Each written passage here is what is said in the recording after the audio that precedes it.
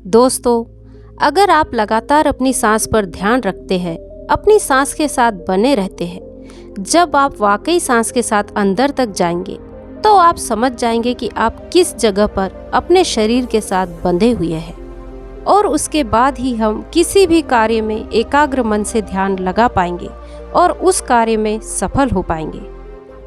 तो चलिए आज की कहानी शुरू करते हैं। बहुत समय पहले की बात है। किसी गांव में एक सम्राट रहा करता था। उस सम्राट के पास सब कुछ था। बेशुमार दौलत थी, अच्छी प्रजा थी जो उसका ख्याल रखती थी, उसके आदेशों का पालन किया करती थी और वह भी अपनी प्रजा का खूब ध्यान रखा करता था। उन्हें कभी किसी चीज की कोई कमी महसूस नहीं होने देता था। कहने को तो उस सम्राट के पास सब कुछ था, किसी चीज की कोई कमी नहीं थी, लेकिन उसका मन कभी किसी काम पर नहीं टिक पाता था। वह जब भी किसी भी चीज को करने का प्रयास करता तो उसका ध्यान कहीं भटक जाता। इस चीज को लेकर वह बहुत ज्यादा चिंतित रहता था। कई बार वह अपने पड़ोसी राज्य के राजाओं से भी मिला था और सभी ने उसे अलग अलग राय दी थी। सभी ने उसे अलग अलग तरीके बताए थे। जो भी तरीके उस सम्राट ने सुने थे, उन तरीकों को अपने जीवन में उसने उतारा, लेकिन उन उपायों से उसे कोई लाभ नहीं मिला, जिसके कारण वह हमेशा चिंतित रहता था, परेशान रहता था। कई बार तो उसे रातों में नींद भी नहीं आती और वह केवल करवटें बदलता रहता था। एक दिन सम्राट के कानों तक एक बात पहुंची कि उसके राज्य में एक ऐसा असाधारण व्यक्ति है जिसके शब्द अनमोल है, जिसके एक एक शब्द में जीवन का रहस्य छुपा है, जीवन का सत्य छुपा है और उस व्यक्ति से मिलने के लिए लोग दूर दूर से आते हैं, क्योंकि हर व्यक्ति की समस्या का समाधान वह बहुत ही सरलता और आसानी से करता है। यह बात सुनकर सम्राट बहुत प्रसन्न हुए। उन्हें लगा कि अब उसके सवालों का जवाब उसे मिल जाएगा। इतनी तारीफ सुनकर सम्राट ने ये तय किया कि वह तुरंत ही जाकर उस व्यक्ति से मिलेंगे और उससे यह भी पता चल जाएगा कि जो लोग उनकी इतनी तारीफ कर रहे हैं, क्या वह सच है या नहीं। अगले दिन सुबह सुबह वह सम्राट उस व्यक्ति से मिलने के लिए निकल गया। रास्ता कुछ ज़्यादा ही लंबा था, जिस कारण सम्राट ने बीच रास्ते में आराम किया। वहाँ पर उपस्थित हर कोई उस व्यक्ति के बारे में जानता था। जब सम्राट ने उनसे उस व्यक्ति के बारे में पूछा तो वे लोग उस असाधारण व्यक्ति की खूब तारीफ करने लगे। तभी सम्राट ने सोचा कि लगता है वह व्यक्ति बहुत बुद्धिमान है, बहुत ज्ञानी है और प्रभावशाली व्यक्ति होगा, अन्यथा हर कोई उसकी इतनी तारीफ नहीं करता। जरूर ही उस व्यक्ति में ऐसी कोई बात अवश्य है जिसके कारण हर कोई उन्हें जानता है और उनकी तारीफ कर रहा है। उस व्यक्ति की तारीफ सुनकर सम्राट के मन में उस व्यक्ति से मिलने की उत्सुकता और अधिक हो गई। अब वह सम्राट जल्द से जल्द उस व्यक्ति से मिलना चाहता था, जिसके कारण वह आगे का सफर तय करना शुरू कर देता है। जैसे ही वह सम्राट उस व्यक्ति के आश्रम पहुंचा, उसने देखा कि आश्रम में कोई भी नहीं है। आश्रम के पीछे एक छोटा सा बगीचा था। जब सम्राट वहां पहुंचा तो उसने देखा कि एक माली बगीचे में काम कर रहा है। उसका पूरा शरीर मिट्टी से लथपथ, पैरों में कोई चप्पल नहीं। इसको देखकर सम्राट ने माली से कहा, सुनिए महोदय, इस आश्रम के मालिक कहाँ हैं? मैं उनसे मिलने आया हूँ। इस पर वह माली जवाब देते हुए कहता है, श्रीमान, आप अंदर बैठिए, मैं उन्हें बुलाता हूँ, वह जल्द ही आपसे मिलेंगे। माली की यह बात सुनकर सम्राट अंदर कुटिया में जाकर बैठ गया और उस असाधारण व्यक्ति के आने का इंतजार करने लगा। कुछ देर प्रतीक्षा करने के बाद जब असाधारण व्यक्ति उस सम्राट के सामने पहुंचा, उसने देखा कि यह तो वही व्यक्ति है जो बगीचे में काम कर रहा था। सम्राट ने उन्हें नमस्कार किया और बहुत हैरानी से कहा, अरे, आप तो वही माली है जो बाहर बगीचे में काम कर रहे थे, लेकिन अब की बार तो माली एक बौद्ध भिक्षु के रूप में आया था। तभी बौद्ध भिक्षु सम्राट से कहते हैं, सम्राट, मेरा मजाक माफ़ कीजिए, मैं बगीचे में छोटा सा काम कर रहा था। मैं ही यहाँ का माली हूँ और मैं ही वह असाधारण व्यक्ति हूँ जिससे आप यहाँ इतनी दूर मिलने आए हैं। कृपया करके अपने आने का कारण बताइए। इस पर सम्राट उन बौद्ध भिक्षु से कहता है, हे महाराज, मैंने सुना है कि आप जैसा व्यक्ति इस पूरे राज्य में नहीं है। मैंने आपकी तारीफ सुनी है। मैंने आपके बारे में कई सारी अच्छी बातें सुनी हैं। मैंने यह भी सुना है कि आपके पास जो भी अपनी समस्या लेकर आता है उसकी समस्या का समाधान आप अवश्य ही कर देते हैं। इसी कारणवश मैं आज आपसे यहाँ पर मिलने आया हूँ और मैं आपके उपदेश सुनना चाहता हूँ। लेकिन मेरे मन में एक शंका है। इस पर बौद्ध भिक्षु सम्राट से कहते हैं, कैसी शंका? इस पर सम्राट कहता है, मैंने बहुत से विद्वानों को देखा है, बहुत से ज्ञानियों को देखा है कि वे जब भी चलते हैं तो उनके पास तरह तरह की ज्ञान की किताबें होती है। उनके पास ऐसा कोई न कोई संकेत जरूर नजर आता है जिससे यह पता चल सके कि वे लोग ज्ञानी हैं।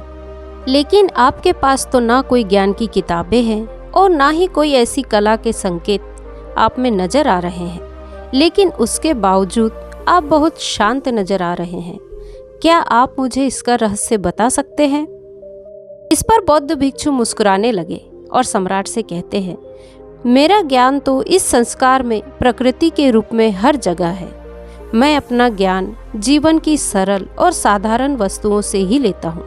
पर महाराज, आप यहाँ किस समस्या को लेकर परेशान हैं? कृपया आप मुझे बताइए। आपके यहाँ आने का कारण क्या है, ये मुझे समझाइए। इस पर सम्राट कहते हैं, गुरुवर, मेरे यहाँ आने का कारण यह है कि मैं किसी भी काम को लेकर लंबे समय तक उसी कार्य पर अपना ध्यान नहीं लगा पाता। मैं कुछ ही देर में उस कार्य से भटक जाता हूँ। कृपया कर मुझे अपने इस समस्या का समाधान बताएं। मैं इस बात से काफ़ी चिंतित हूँ। बौद्ध भिक्षु ने सम्राट की चिंता को समझकर कहा, महाराज, आपकी समस्या मुझे समझ आ गई है। आप जिस कार्य पर ध्यान नहीं लगा पा रहे हैं उसके लिए मैं आपको एक उपाय बता सकता हूँ, लेकिन आज आपको देर हो चुकी है। आप मुझे कल सुबह मिलिए। कल सुबह का समय ठीक रहेगा। कल सुबह जब आप मुझसे मिलेंगे तो मैं आपके सभी सवालों का जवाब दे दूंगा। यह कहकर बौद्ध भिक्षु वापस अपने बगीचे में लौट गए और वह सम्राट भी वापस अपने महल लौट गया। लेकिन सम्राट को रात भर नींद नहीं आई। वह बस यही सोच में लगा था कि आखिर बौद्ध भिक्षु मुझे क्या बताने वाले हैं।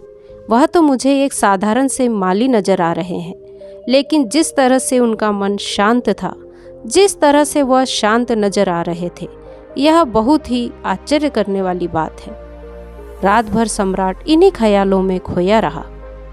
अगले दिन सुबह सूरज निकलने से ठीक पहले सम्राट उस आश्रम पर वापस पहुंचा। वहां पर बौद्ध भिक्षु पहले से ही उपस्थित थे।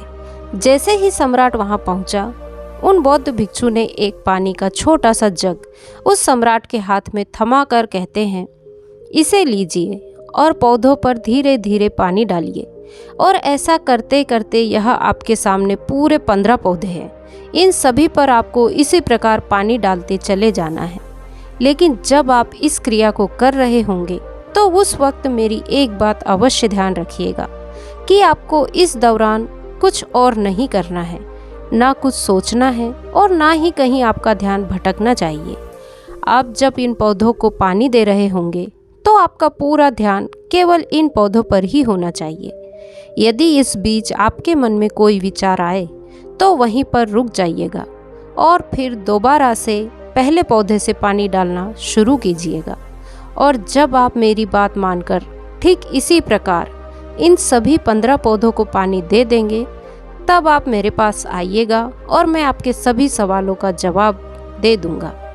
उस सम्राट ने आज तक ऐसा कोई काम नहीं किया था और सम्राट को यह काम बहुत छोटा सा लग रहा था। सम्राट पहली बार ऐसा कोई काम करने जा रहा था। उस पानी के जग से पहले पौधे पर बहुत ही ध्यानपूर्वक पानी दिया और फिर दूसरे पौधे की ओर आगे गया। दूसरे पौधे पर भी उसने ध्यानपूर्वक पानी दिया। फिर उसने तीसरे पौधे पर पानी देना शुरू ही किया था कि उसके मन में तरह तरह के विचार उत्पन्न होने लगे। उसे अपने महल का बगीचा याद आने लगा, जहाँ पर तरह तरह के फूल थे, तरह तरह के पौधे लगे हुए थे। तभी अचानक उस सम्राट को बौद्ध भिक्षु की बात याद आ गई। यदि मन में कोई भी विचार उत्पन्न हो तो उसे फिर से पहले पौधे से पानी देना शुरू करना होगा। वह तुरंत ही पहले पौधे के पास पहुंच गया और उसने फिर से पहले पौधे से पानी देना शुरू कर दिया। दूसरे पौधे को उसने फिर से ध्यानपूर्वक पानी दिया। जैसे ही वह तीसरे पौधे पर पहुंचा, उसके मन में फिर से कई तरह के विचार उत्पन्न होने लगे। अब की बार वो ये सोच रहा था कि पता नहीं मेरे बिना मेरे साम्राज्य में क्या हो रहा होगा। और अब की बार सम्राट को बहुत क्रोध आने लगा। उसने सोचा कि आखिर में यह छोटा सा कार्य क्यों नहीं कर पा रहा हूँ। वह तुरंत ही फिर से पहले पौधे के पास पहुँच गया। उसने अब की बार बहुत ध्यानपूर्वक पहले पौधे को पानी दिया, दूसरे पौधे को भी ध्यानपूर्वक पानी दिया। ऐसा करते करते अब की बार सम्राट करीबन 5 पौधों में बहुत ही ध्यान से पानी दे चुका था।